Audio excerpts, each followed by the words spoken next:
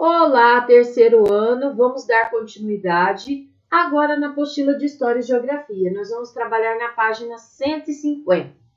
Vocês viram o vídeo sobre o pau-brasil, certo? Então, o pau-brasil era uma grande riqueza do nosso país. E os portugueses, de olho nessa riqueza, eles queriam o quê?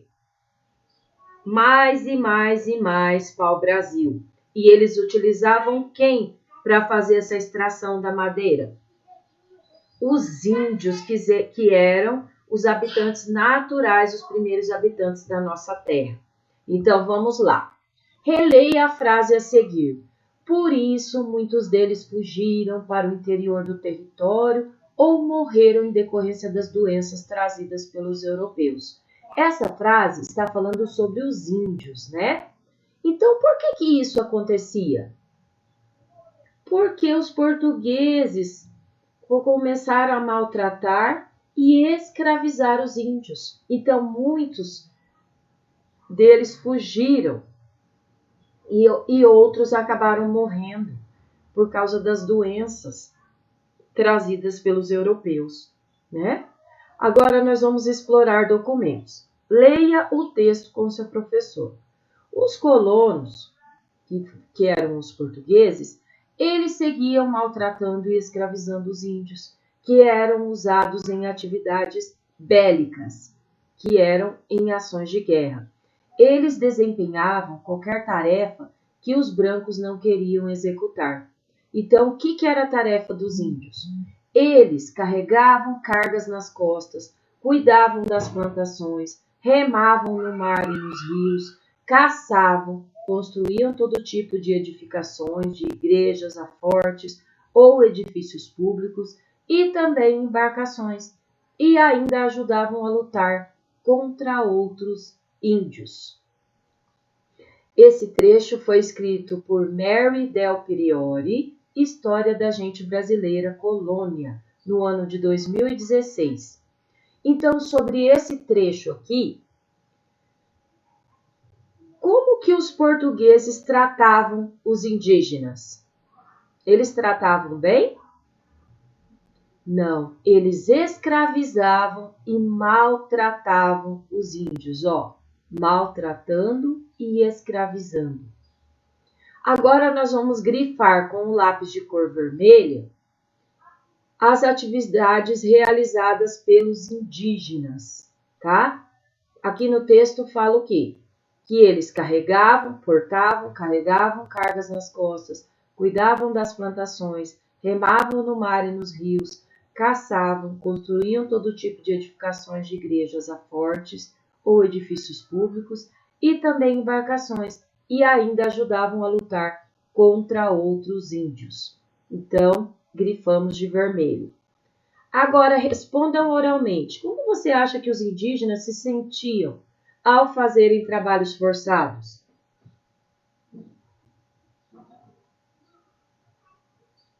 Eles se sentiam como verdadeiros escravos, né? Como pessoas que não tinham escolha e que não conseguiam fugir. Muito triste, né?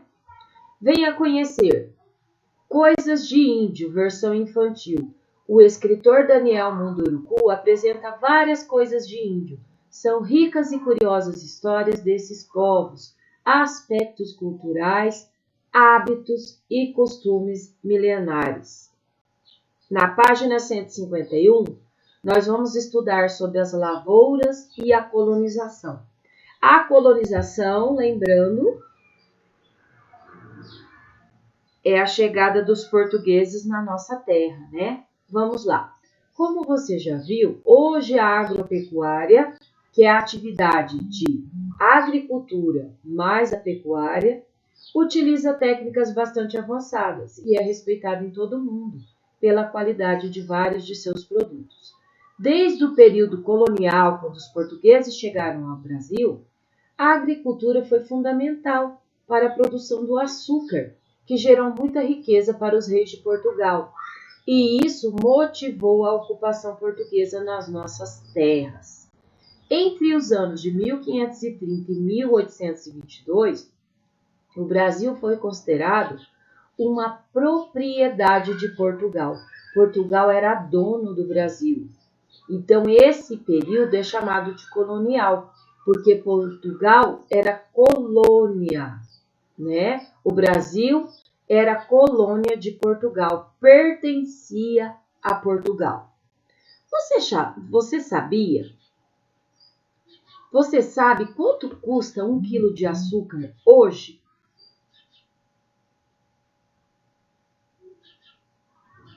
Vocês sabem quanto custa?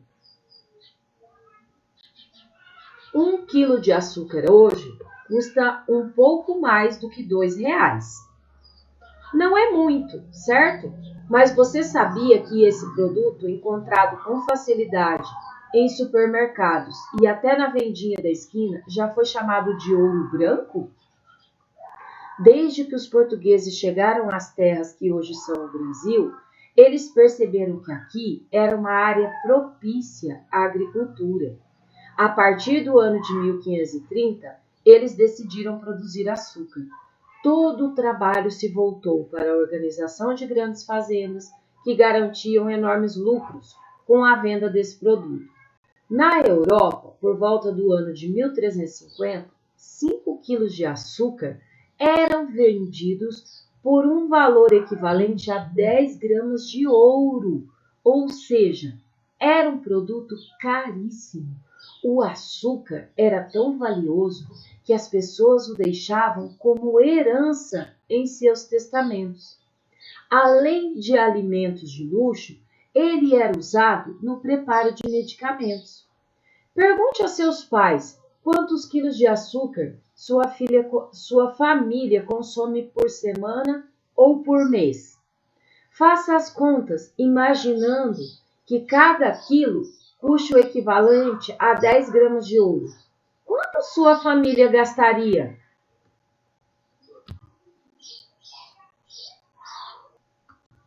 Para vocês terem uma ideia, sabe quanto que custa 1 grama de ouro hoje?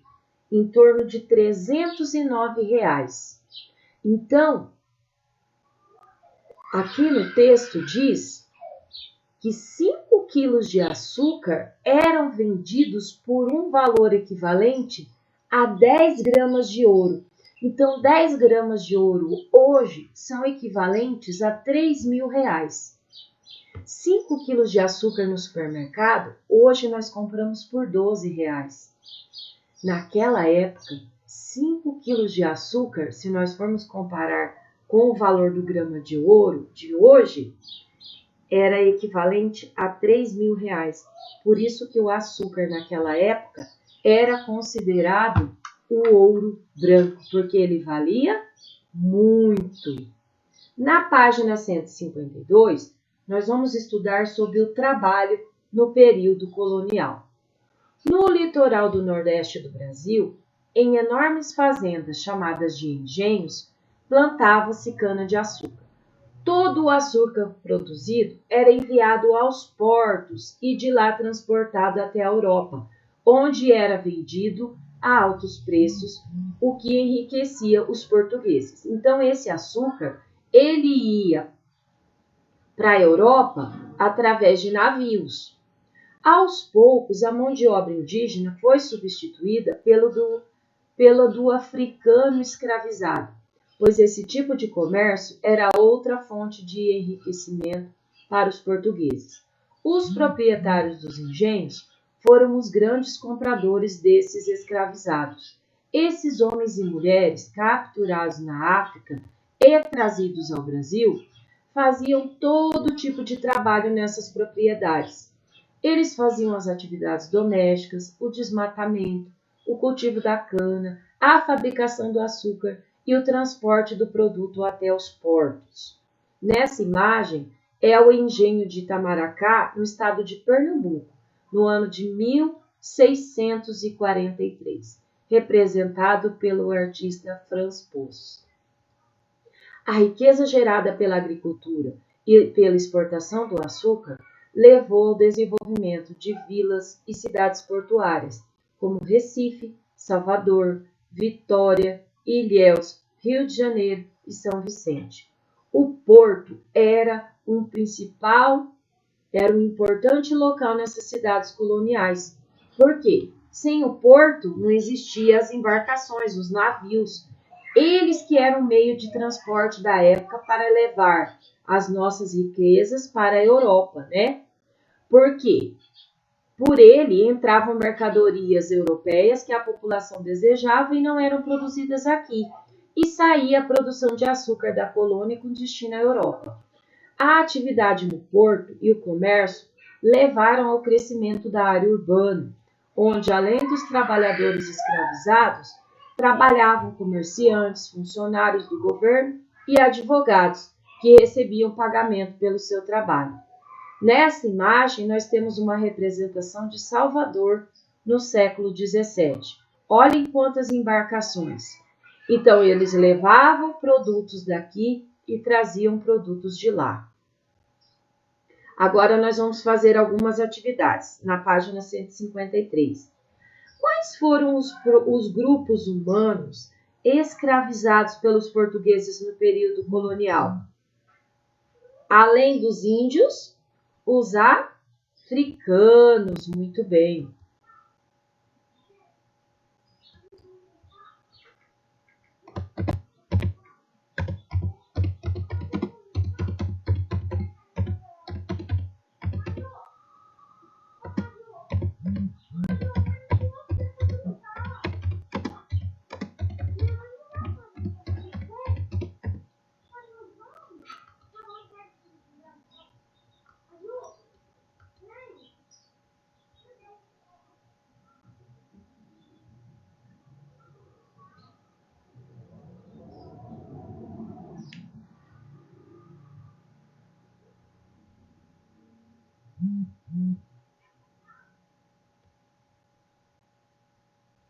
Agora, então foram escravizados indígenas e africanos. Na número 2, escreva E para indicar as afirmações que se referem aos escravizados e P para indicar o que se referem aos portugueses no período colonial.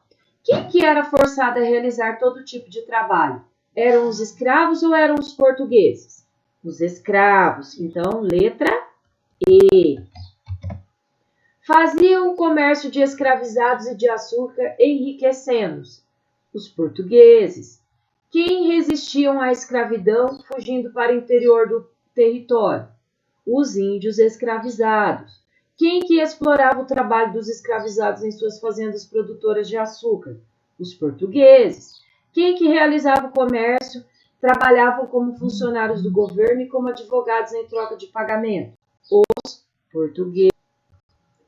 Muito bem. Na número 3, durante o período colonial, durante o período que o Brasil pertencia a Portugal, quais foram as principais atividades econômicas responsáveis pela geração de riquezas? Na área urbana, era o quê? O comércio, né? O açúcar, escravizados e mercadorias vindos da Europa.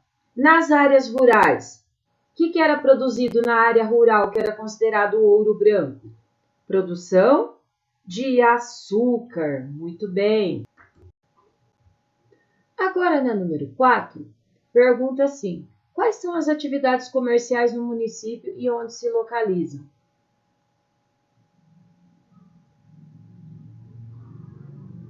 Em Chapadão do Sul, qual tipo de comércio que nós temos? Mercados, farmácias, lojas, e esse tipo de comércio fica onde? Na zona urbana.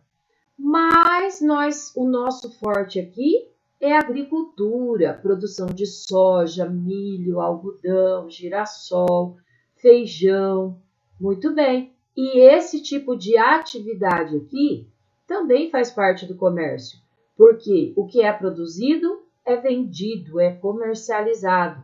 E esse tipo de atividade pertence à zona rural. Então, hoje, na nossa aula de História e Geografia, nós aprendemos um pouco mais sobre a chegada dos portugueses no nosso país como que foi o contato deles com os índios, como escravizaram os índios, depois escravizaram os africanos, né? E sobre a nossa riqueza, que é o pau-brasil, que deu nome ao nosso país.